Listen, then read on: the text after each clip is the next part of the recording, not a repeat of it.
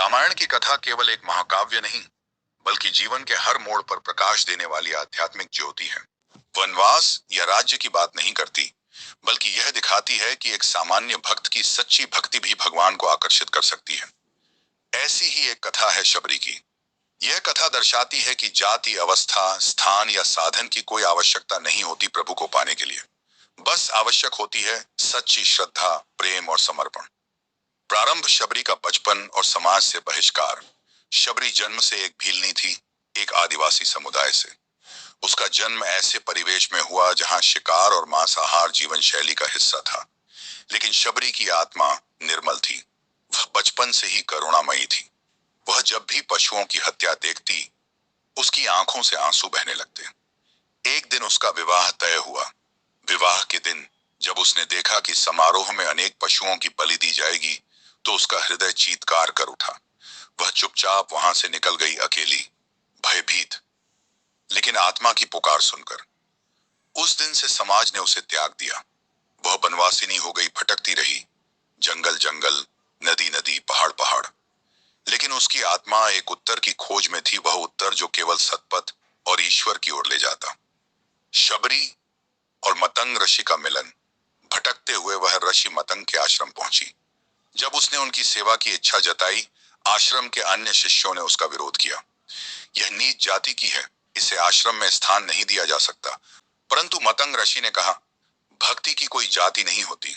जो सच्चे मन से सेवा करना चाहता है, वह यहाँ स्थान पाएगा। शबरी ने वर्षों तक आश्रम की सेवा की। वह जल भरती, आश्रम की सफाई करती, फूल लाती और ध्यानपूर्वक ऋषियों की बातें सुनती। वह अनपढ़ थी, लेकिन उसके अंतर में प्रेम और सेवा का ज्ञान था। मतंग ऋषि का वचन और शबरी का प्रतीक्षा तप। जब मतंग ऋषि को अंतकाल आया, उन्होंने शबरी से कहा, बेटी, मैं जा रहा हूं, पर तू यहाँ रुक। एक दिन प्रभु श्री राम इस वन में आएंगे। तू उन्हें अपनी भक्ति अर्पित करना, वही तेरा मोक्ष देंगे। तब से शबरी प्रतीक्षा करती रही। वर्षों बीत गए, ऋतु बदली, पेड़ सूख गए और फिर हरे हुए पक्षी आए और उड़ गए, पर शबरी वहीं रही। उसकी आंखें हर आने वाले राही में श्री राम को खोजती। राम का वनवास और शबरी के समीप आगमन। इधर अयोध्या में भगवान श्री राम को 14 वर्षों का वनवास मिला। वे माता सीता और भाई लक्ष्मण के साथ वन वन भटकते रहे। जब सीता का हरण हुआ, तब वे सुग्रीव से मिलने पंपा सरोवर की ओर आए। मनाली एक मार्ग पर एक वृद्धा प्रतीक्षा में बैठी थी, वही शबरी। शबरी को प्रभु का आगमन ज्ञात होता है। एक दिन सुबह जब शबरी उठी, तो उसका मन प्रसन्न था। उसे अंतर से अनुभूति हुई, आज प्रभु आएंगे। उसने वन से ताजे फल चुने, उन्हें तोड़ा। हर फल को अपने होठों से चखा, यह देखने के लिए कि कोई फल खट्टा तो नहीं। वह सोचती, राम मेरे बेटे हैं, मेरे अतिथि हैं, उन्हें कषाय या खट्टा फल नहीं दूंगी। वह झूठे फल एक पत्ते पर सजाकर रखती जाती। यह प्रेम की चरम सीमा थी, जहां न कोई सामाजिक बंधन था, न नियम। केवल प्रेम था, केवल समर्पण। श्री राम शबरी के आश्रम में आते हैं। जब श्री राम वहां पहुंचे, तो शबरी की आंखों से अश्रुधारा बह निकली। वह दौड़कर उनके चरणों में गिर पड़ी। प्रभु, आपने आने में देर कर दी, पर आपने वचन निभाया। राम ने उसे उठाया, उसे अपने समीप बैठाया। लक्ष्मण इस दृश्य को देखकर चकित थे।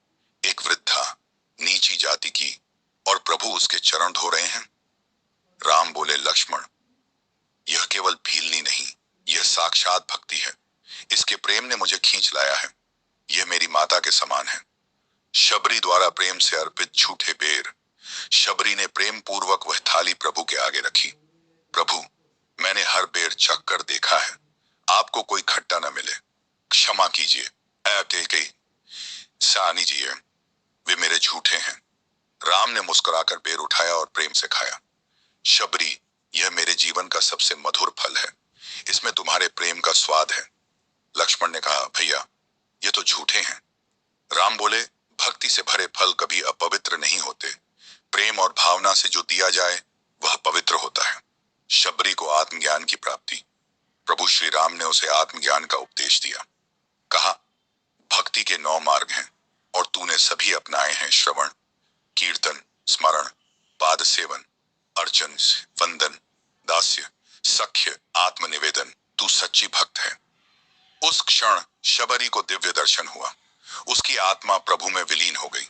उसका शरीर वहीं शांत हो गया, जैसे किसी फूल ने अपने पुष्प को त्याग दिया हो, जैसे एक दीपक प्रभु की लौ में समा गया हो। राम के आंसू एक भक्त के वियोग में। राम की आंखों से आंसू बह निकले। उन्होंने कहा, शबरी, तेरा जीवन उदाहरण रहेगा युगों युगों तक।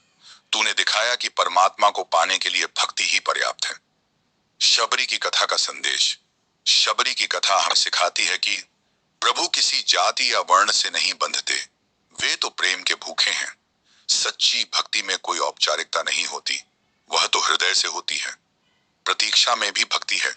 जहां मन में विश्वास हो, वहीं ईश्वर वास करते हैं। समापन। शबरी चली गई, पर उसकी भक्ति, उसका प्रेम, उसकी प्रतीक्षा अनंत हो गई। आज भी जब कोई सच्चे मन से प्रभु को पुकारता है, तो शबरी की तरह उसकी पुकार प्रभु तक पहुंचती है। रामायण की इस अमर कथा से हम यह सीख सकते हैं कि सच्चे प्रेम और समर्पण से भगवान को पाया जा सकता है, चाहे हम किसी भी परिस्थिति में क्यों न हों।